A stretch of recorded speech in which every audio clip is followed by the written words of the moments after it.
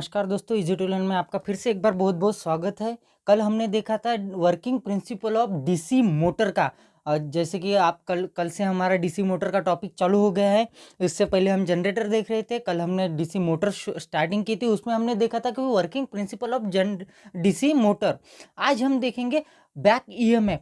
आज हम इस लेक्चर में देखने वाले हैं कि बैक ईएमएफ कैसे प्रोड्यूस होता है, क्या क्या पोजीशन होती है बैक ईएमएफ की, बैक ईएमएफ की वजह से क्या क्या हमें इम्प्रूवमेंट करने पड़ती है। ये सब हम आगे धीरे धीरे स्टेप बाय स्टेप जाके देखेंगे। लेकिन आज सबसे पहले हम देखेंगे कि बैक ईएमएफ एक्चुअल में होता क्या है, वो कैसे प्रोड्यूस होता है, ये आज हम इस लेक्चर में देखेंगे। जैसे कि उसके नाम से हमें ध्यान में आता है कि बैक ईएमएफ क्या चीज़ होती है। बैक ईएमएफ एक इंड्यूस होने वाला ईएमएफ है। जैसे हमने जनरेटर में देखा था, ईएमएफ इंड्यूस होता है और उसको हम यूटिलाइज करते हैं एज तौर इलेक्ट्रिकल एनर्जी करके हम उसको यूटिलाइज करते हैं। लेकिन वो इंड्यूस होने वाला ईएमएफ है। लेकिन ये बैक ईएमएफ क्या है? बैक ईएमएफ जो है वो मोटर में होता है, डीसी मोटर में या फिर किसी भी रोटेटिंग मोटर में होते हैं, ना कि जनरेटर में होता है।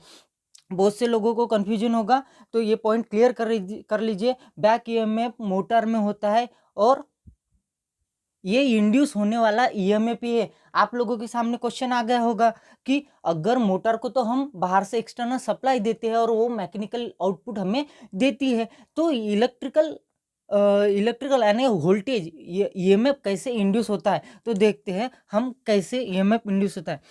मान लीजिए कि ये मेरा एन पोल है और ये मेरा एस पोल है, ठीक है। ये मेरी रोटेटिंग कॉइल है, आर्मेचर है, ये मेरा आर्मेचर है। इसको मैंने सप्लाई दे दिया V वोल्ट, पॉजिटिव निगेटिव, इसको मैंने बैटरी सप्लाई दे दिया। अब बैटरी सप्लाई देने के बाद ये रोटेट होना चालू, ये मेरे फ्लक्स है, ये रोटेट होना चालू हो जाएगा। अब ये सप्लाई देने की वजह से ये रोटेट होगा, क्योंकि आज कल हमने इसका प्रिंसिपल देखा था कि कैसे रोटेट होता है। फ्लेमिंग लेफ्ट हैंड रूल की वजह से ये रोटेट होता है। लेकिन थोड़ा पीछे जाइए, जब हम जनरेटर हम डिस्कस कर रहे थे, तो उस समय पे हमने एक पॉइंट डिस्कस किया था कि अगर मैग्नेटिक फील्ड में, अगर किसी भी मैग्नेटिक फील्ड में अगर मेरा कंडक्टर की मूवमेंट होती है, मूवमेंट ऑफ कंडक्टर, अगर मैग्नेटिक फील्ड में मेरे कंडक्टर की मूवमेंट होती है तो उसमें ईएमएफ इंड्यूस होता है। तो यहाँ पे हो रही है ना, हम भले बाहर से सप्लाई देके इसको मूवमेंट कर रहे हैं, ये रोटेट कर रहे हैं, लेकिन यहाँ पे मैग्नेटिक फील्ड भी है। इस मैग्नेटिक फील्ड में कंडक्टर का मूवमेंट हो रहा है कि नहीं हो रहा है? हो रहा है, जरूर हो रहा है। जब फील्ड वाइंडिंग फ्लक्स प्रोड्यूस कर रहे हैं और आर्मेचर रोटेट हो रहा है, तो उसमें इंड्यूस ईएमएफ हो रहा है कि नहीं हो रहा है? जरूर होगा, बेशक होगा। उससे वही जो इंड्यूस ईएमएफ है उसी को हम बैक ईएमएफ कहते हैं। उसी को हम, इसमें जो इंड्यूस होता है ईएमएफ, उसी को हम बैक ईएमएफ कहते हैं। लेकिन ये बैक ईएमएफ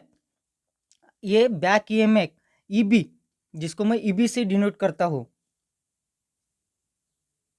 बैक ईएमएफ को मैं ईबी से डिनोट करता हूँ। और ये जो वोल्टेज एक्सटर्नल सप्लाई है उसको मैं वी से डिनोट करता हूँ, we.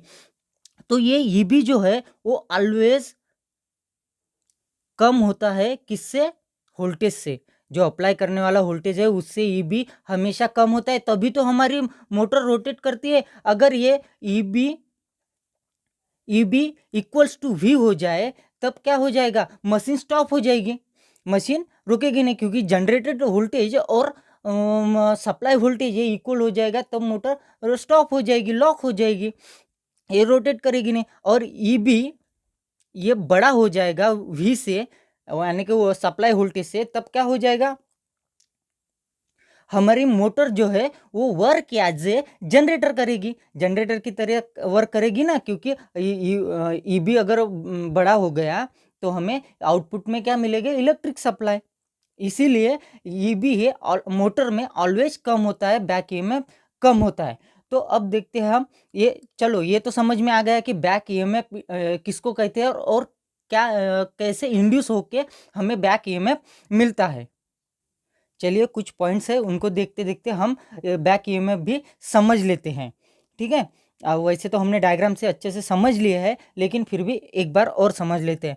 When the motor armature rotate, the conductor also rotate and hence cut the flux. जब हमारा आर्मेचर रोटेट हो रहा है, आर्मेचर क्यों रोटेट हो रहा है? क्योंकि ये मोटर है। मोटर को जब भी हम सप्लाई देते हैं तो उसका आर्मेचर रोटेट होता है। वो रोटेटिंग आर्मेचर हमारे हमारे यन और यस पोल से निकलने वाले जो फ्लक्स है उनको कट करता है, इसलिए जब भी कोई भी कंडक्टर अगर मैग्नेटिक फील्ड को कट करेगा तो उसमें ईएमएफ इंड्यूस होगा। अब यहाँ पे मोटर में जो ईएमएफ इंड्यूस होता है क्योंकि मोटर में भी तो आर्मेचर रोटेटिंग है ना, और पोल फील्ड फ्लक्स प्रोड्यूस कर रहे हैं, तो वो आर्मेचर फील्ड फ्लक्स को कट करेंगे, इसीलिए उसमें भी ईएमएफ इंड्यूस होगा। In accordance with the law of electromagnetic induction. अब देखिए लॉ ऑफ इलेक्ट्रोमैग्नेटिक इंडक्शन हमने कहाँ पढ़ा था? जनरेटर के केस में पढ़ा था। यहाँ पे भी वही, इसमें कंडक्टर में, आर्मेचर कंडक्टर में ईएमएफ इंड्यूस हो रहा है हमारा, तो कौन से लॉ के मुताबिक हो रहा है? Electromagnetic induction. ये लॉ हमने जनरेटर में पढ़ा है। जिनको ये लॉ समझ में नहीं आया, वो हमारे जो लोग नए हैं वो लोग हमारे जनरेटर का सेक्शन देख के, जनरेटर के वीडियो देख के भी समझ सकते हैं। तो बहुत से लोगों को समझ में आ गया होगा कि इलेक्ट्रोमैग्नेटिक लॉ के अनुसार इसमें ईएमएफ इंड्यूस होता है। EMF is induce in them whose direction as found by Fleming right hand rule. अब देखिए ईएमएफ इंड्यूस होने के बाद हमने जनरेटर में, मैं बार बार बताता हूँ आपको कि जनरेटर में राइट हैंड रूल लगता है और मोटर में लेफ्ट हैंड रूल लगता है। अब यहाँ पे इंड्यूस ईएमएफ की बात कर रहे हैं हम, इसमें इंड्यूस ईएमएफ की बात कर रहे हैं, तो जब भी इंड्यूस ईएमएफ की बात होती है तब कौन सा रूल लगता है? Right hand rule. अब इसीलिए हमने यहाँ पे राइट हैंड रूल की बात की। लेकिन एक बात ध्यान से सुनिए, लेकिन मोटर की एप्लीकेशन में मोटर के लिए कौन सा रूल इस्तेमाल होता है? Fleming left hand rule. लेकिन हम इंड्यूस बैक ईएमएफ की बात कर रहे हैं। बैक ईएमएफ क्या है? मोटर में इंड्यूस होने वाला ईएमएफ है, उसकी बात कर रही है, इसीलिए राइट हैंड रूल यहाँ पे आ गया है। और उसके करंट की डायरेक्शन हम कैसे फाउंड करते हैं? As found by the Fleming right hand rule की वजह से फाउंड करते हैं। इन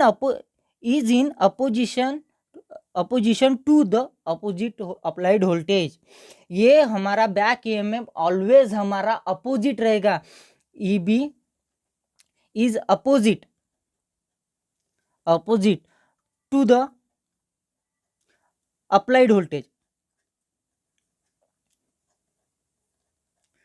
ईबी हमेशा अप्लाइड वोल्टेज के अपोजिट रहेगा। इससे हम ये बोल सकते हैं कि ईबी के वजह से जो फ्लो होने वाला करंट है, ध्यान से सुनिए, ईबी के वजह से जो फ्लो होने वाला करंट है वो सप्लाई वोल्टेज के अपोजिट रहेगा, बराबर, सप्लाई वोल्टेज के अपोजिट रहेगा। ईबी ये सप्लाई वोल्टेज के अपोजिट है, इसीलिए इसका नाम बैक ईएमएफ है। ईएमएफ यानी क्या? वोल्टेज ही है ना, वोल्टेज, सप्लाई वोल्टेज और बैक ईएमएफ मोटर रोटेट होने के बाद इंड्यूस होता है और वो सप्लाई वोल्टेज को अपोज करता है, इसीलिए हम उसको बैक ईएमएफ बोलते हैं। ईबी ये यानी कि बैक ईएमएफ ये अपोजिट है सप्लाई वोल्टेज के, इसीलिए हम उसको काउंटर ईएमएफ भी बोलते हैं। काउंटर ये यानी कि बैक ईएमएफ हो गया, काउंटर ईएमएफ यानी बैक ईएमएफ हो गया। ये अपोजिट है इसीलिए काउंटर भी बोलते हैं। अगर आपको किसी ने बोला कि काउंटर ईएमएफ, तो कंफ्यूज नहीं होना चाहिए और ऐसा नहीं होना चाहिए कि काउंटर ईएमएफ का हमने पढ़ा ही नहीं। काउंटर ईएमएफ यानी कोई अगर लेक्चरर या फिर कोई भी इंटरव्यू लेने वाला अगर आपसे क्वेश्चन पूछता है काउंटर ईएमएफ के बारे में, तो आपको विचलित नहीं होना है। काउंटर ईएमएफ यानी ही बैक ईएमएफ होता है। Because of its opposing direction, it is referred to as a counter EMF और बैक EMF। जैसे मैंने कहा था, इसका अपोजिंग नेचर होता है, अपोजिंग डायरेक्शन होते हैं। किसके किसके सप्लाई वोल्टेज के। सप्लाई वोल्टेज से अपोजिट डायरेक्शन होती है, इसीलिए काउंटर ईएमएफ और बैक ईएमएफ इसको कहा जाता है। इसको डिनोट करते हैं ईबी से। इसको डिनोट कैसे करते हैं? ईबी से। V has to drive IA against the opposition of EB. ठीक है ना। अब देखिए, हमने सप्लाई देने के बाद, सप्लाई कौन सा दे रहा है? वी सप्लाई किसको दे रहा है? आर्मेचर को। आर्मेचर, उसी की वजह से आर्मेचर रोटेट हो रहा है। ठीक है ना। एक्सटर्नल सप्लाई देने का, मोटर में हम जब भी सप्लाई देते हैं तो मोटर रोटेट होना चालू हो जाती है। तो इसके वजह से आर्मेचर में जो फ्लो होने वाला करंट रहेगा, आर्मेचर में जो फ्लो होने वाला करंट रहेगा वो कौन सा रहेगा? आइए, वी एक्सटर्नल सप्लाई की वजह से जो करंट हमारा आर्मेचर में रहेगा वो आईए रहेगा। उस करंट को ईबी से अपोज होता है। ईबी से जो प्रोड्यूस होने वाला करंट है बैक ईएमएफ से, उसको आईए को ये ईबी वाला करंट यानी कि बैक वाला करंट अपोज करेगा। किसको? आईए को बैक होने वाला करंट अपोज करेगा। The power required to overcome this opposition is EBIA। अब देखिए, इस अपोजिशन को अगर हमें ओवरकम करना है तो उसके लिए ईबी इंटू आईए होना चाहिए। ईबी क्या है? हमारा बैक ईएमएफ जो इंड्यूस हो रहा है। ठीक है। और वी क्या है? हमारा जो हम एक्सटर्नल सप्लाई दे रहे हैं। आईए क्या है? आर्मेचर करंट है, आर्मेचर में जो फ्लो होने वाला करंट है। अब देखिए, आर्मेचर में जो वोल्टेज रहेगा वो कैसे रहेगा? आईए इक्वल्स टू ये वोल्टेज रहेगा, नेट वोल्टेज जिसको हम बोलते हैं नेट वोल्टेज। अब नेट वोल्टेज कैसे रहेगा? जो हम सप्लाई दे रहे हैं वो वोल्टेज माइनस बैक ईएमएफ। इसको ईबी भी लिख सकता हूं मैं, इसको मैं ऐसे भी लिख सकता हूं, V minus EB upon R. ठीक है। इसको ऐसे भी लिख सकता हूँ, वी भी यानी जो अपोज कर रहा है, जो टर्मिनल वोल्टेज को अपोज कर रहा है वो बैक ईएमएफ, वो तो माइनस करना पड़ेगा ना। आर्मेचर के अक्रॉस को वोल्टेज अगर हमें निकालना है तो सप्लाई वोल्टेज माइनस उसको जो अपोज कर रहा है वो वोल्टेज, अपोज कौन सा कर रहा है? ईबी यानी बैक ईएमएफ, वही हमने माइनस कर दिया अपॉन आर रेजिस्टेंस। अब ये रेजिस्टेंस कौन सा है? Where R is nothing but R A equals to, R A यानी क्या हो जाएगा? हमारा armature resistance. Are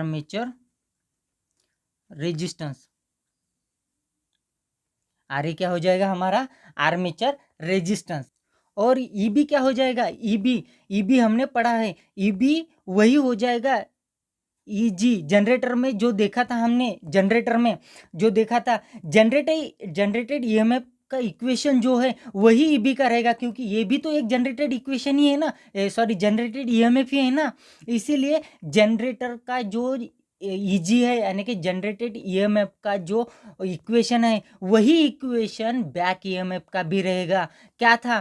phi Z N P upon A. ये क्या है? Parallel path. फाई क्या है? फ्लक्स। जेड क्या है? Number of conductor. एन क्या है?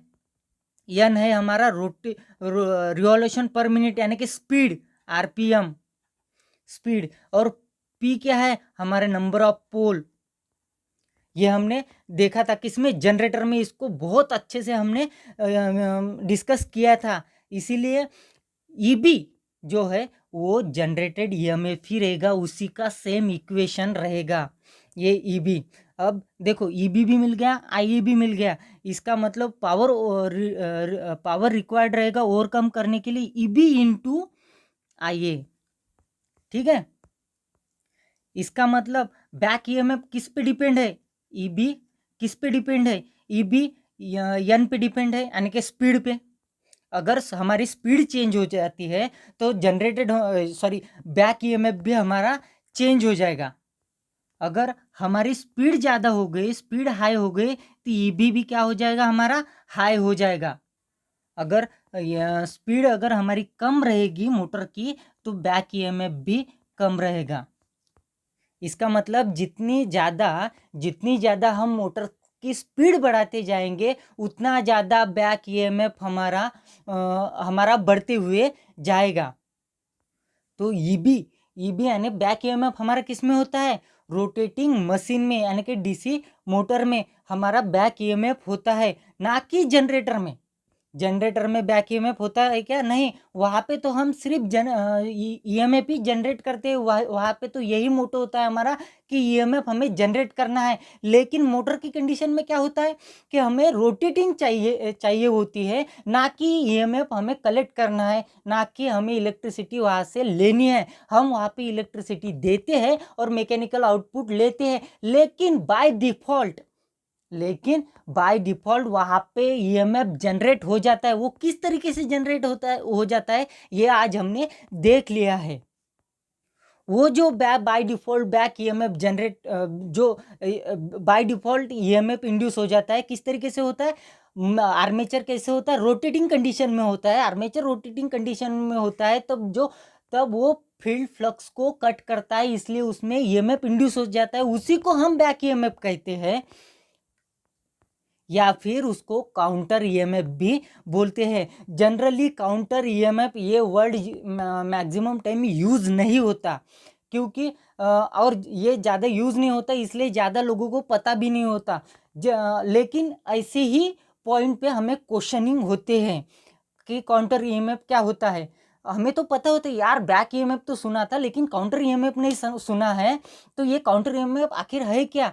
तो ये हमें कंफ्यूज कर देता है। तो दोस्तों, कंफ्यूज नहीं होना है हमें बैक ईएमएफ यानी ये काउंटर ईएमएफ होता है, ये हमें ध्यान में रखना है। तो आज हमने काउंटर ईएमएफ या फिर बैक ईएमएफ के बारे में, उसका वो कैसे जनरेट होता है, ये हमने देख लिया है।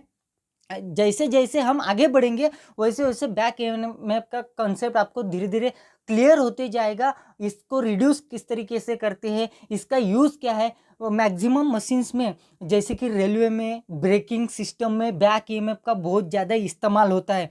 हाँ, बैक ईएमएफ अगर अभी के लिए हमारे लिए डिसएडवांटेज भी है, लेकिन हम जब फ्यूचर में पढ़ेंगे ब्रेकिंग सिस्टम वगैरह, तो उसमें बैक ईएमएफ हमारा एडवांटेज भी बन जाता है। उसकी वजह से हम ब्रेकिंग सिस्टम भी अप्लाई कर सकते हैं, ब्रेकिंग में भी उसको अप्लाई कर सकते हैं। वो किस तरीके से होता है, क्या होता है, उसको रिड्यूस कैसे करते हैं, या फिर उसको इम्प्रूव